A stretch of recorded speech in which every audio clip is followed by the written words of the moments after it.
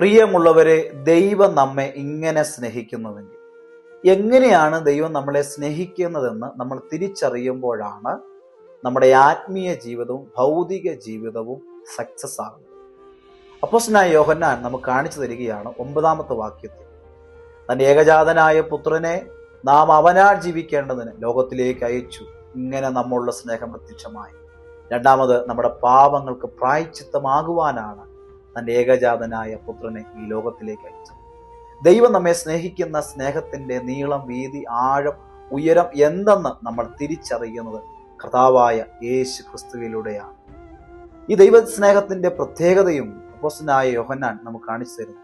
ഒന്ന്, നാം അവനാൽ ജീവിക്കേണ്ടതിന്. ദൈവത്തിന്റെ സ്നേഹം നമ്മെ ജീവിപ്പിക്കും, ആത്മീയപരമായി നമ്മെ ജീവിപ്പിക്കും, ദൈവവുമായിട്ടുള്ള ബന്ധത്തിൽ നമ്മെ ജീവിപ്പിക്കും.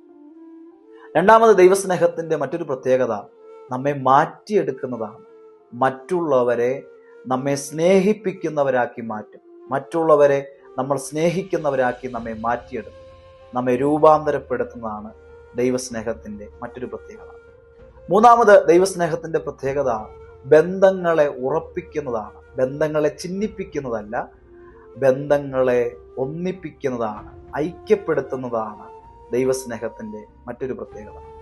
മൂന്നാമത്, ദൈവസ്നേഹത്തിന്റെ പ്രത്യേകത ദൈവ സാന്നിധ്യത്തിൽ തുടരുവാൻ ദൈവസ്നേഹം നമ്മെ സഹായിക്കും.